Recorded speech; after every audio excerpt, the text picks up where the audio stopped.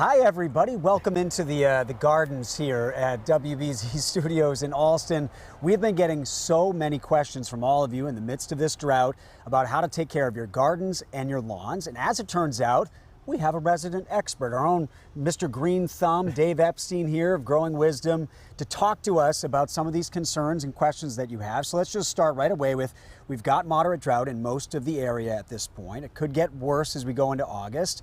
Some people have noticed that their shrubs in their gardens are starting to droop. Yep. How do you go about watering those? Because you said there's kind of this phenomenon happening with the soil around the shrubs. Yeah, so it becomes hydrophobic, and it means that it actually starts repelling the water.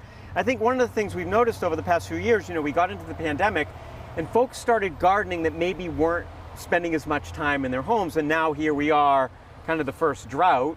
And so what do? So if your soil is super dry, you haven't been watering, but now you're noticing the leaves kind of curling up, which is the plant's way of protecting itself, you want to really get a trickle on there. If you're just put a sprinkler on and water, the soil is basically repelling the water. And so the water is going to beat up and roll off. So you want to, what I do, if I find my soil that way, is I take the hose, I put it on just a little trickle, I put it underneath, leave it there for literally a couple of hours.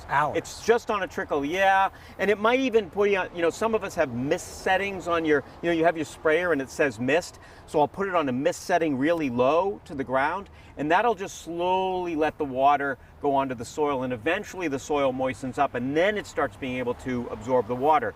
You also, Liam, want to dig down like 3-4 inches, because if you look at the top, that's not where the roots are. They're down lower. So you want to check down even lower around your shrubs. You're saying dig down and see if it's dry, and if it is, continue with the slow drip. Yeah, just a slow drip on it. And if you put in some plants, maybe you put in plants in May or June, there's your investment. Yeah, are those dead? Are those gone at this point? As long as you're watering, they're okay. But remember, when you bought it, it was probably in a container.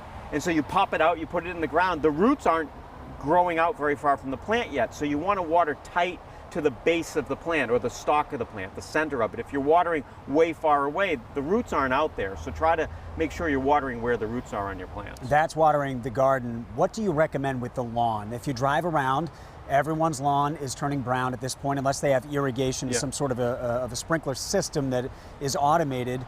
Do you just let it go at this point? What do you do? Yeah, I think if my lawn were completely burned out, I would just let it go. And the reason for that is, in order to bring it back, you have to supply it with a ton of water, first of all, to get the soil moist enough. Now the grass has to start growing again. Then you have to keep it wet in order to keep the grass from dying out. So at this point, if your lawn was healthy, if you just had a healthy, northern turf kind of lawn and it went dormant, it'll come back as soon as we get some rain. And it will rain again, right? It may be September, October, but this fall will probably moisten up. And then the lawn will come back and it should be healthy. If we do have a little bit of a wetter fall, you could even maybe do some overseeding at that point to try to thicken it up a little bit. But to bring it back in the middle of what's going to be another heat wave possibly next week, I think it's just, you're basically spitting into the ocean. I wouldn't bother. What I've decided to do is let the back lawn go. No one sees that anyway other than the kids. The front lawn, though, I don't want to necessarily let it go. I've got patches that are still green and then patches that are brown.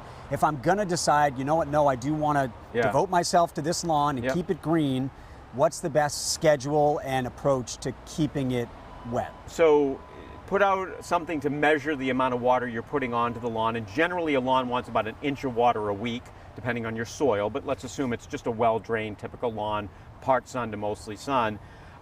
If you can give it that water twice a week, so 2 deep waterings of, say, 1/2 inch, you could not water that for those other days. And so you can play, a lot of towns have water bans, so you want to be sure you're paying attention to what your town's allowing you to do. So if you can water twice a week, then, water the lawn really deeply in those 2 windows, and it should be okay. You don't need to water every day. It's actually not a good thing to water, I'm going to water a little bit 7 days a week. That's not really good because you're just watering this deeply. You're not ever getting to the roots, and then the lawn's going to keep dying out. And you're saying watering in the middle of the day, it's just going to evaporate, and watering at night, you could lead to disease on the lawn. Yeah, the best time to water is actually between about 4 a.m. and 8 a.m. If you can get up early, have a timer maybe on a hose, or get yourself up early, put the water on, let it go, water all your plants, and then let it dry out during the day. The leaves get dry, then you're not promoting disease.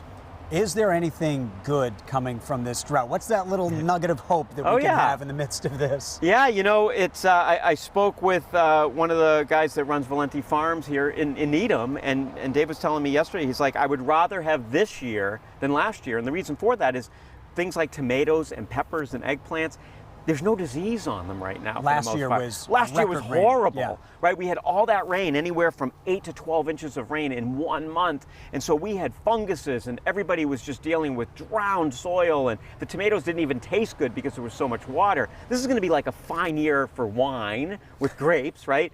All those sugars are going to be concentrated. So tomatoes will taste great, peaches are going to taste great, farms that have irrigation apples, they'll be smaller, but the flavor will be Yeah, really so you're good. saying if you're sad about your lawn, drink some wine. Yeah. It'll taste better. Well, peaches will taste good, all those sort All of of that. Yeah. We had a question from a viewer who noticed, and maybe some of you at home have noticed this as well, on their perennials, these little spiders, and there are tons of them right now. What's going on with those, or is that just she's noticing something that's not there? No, spider mites. And so I have some tall phlox there. I was looking at them yesterday, all over my tall phlox. And basically what you'll notice is some webbing, and the spider mites will start to take some of the juices out of the plant, so the leaves will start to die. First of all, it's not going to kill the plant, so that's the good news. It's going to look horrible. It's probably, you know, you could cut it back for this year and just say, the heck with it, I'm going to wait till next year. The dry weather breeds things like spider mites. So the spider mites are super happy in this weather. It's the same thing in the winter. I talk about this a lot. Spider mites get into our homes because our homes are heated, they're dry, low relative humidity, ideal environment for spider mites. This summer, ideal environment for spider mites outside. And the spider, they're good for the plants, I imagine. They're not great for the plants. Oh, they're not good for the No. The plants. spider mites are not good for the plants. Not They're good for the actually plants. gonna, they suck out some of the juices in the plant, and the plant ends up shriveling up and not very good. Okay. But it's not gonna kill it. Okay. It'll just look unsightly and not do very well. Okay, so we got trickle the water onto the plants, let the grass go at this point, and enjoy some yummy peaches and wine if you're feeling Tomatoes, bummed. good tomatoes, good tomatoes, and water in the morning, and check your containers. So, you know, especially if you have like a clay container, you know, they dry out much faster than, say, a plastic container, which holds the moisture a little bit. So again, dig down, check your containers. And I water my containers, I soak them, I go through several times in the morning, you know, go through a whole round of them once, then again, and then finally they're going to have enough water. You can always find Dave Epstein at Growing Wisdom on all the social media accounts with more tips on all of this. Thank you for your questions and your concerns. We're going to get through the drought together along with Dave Epstein. Thanks everybody.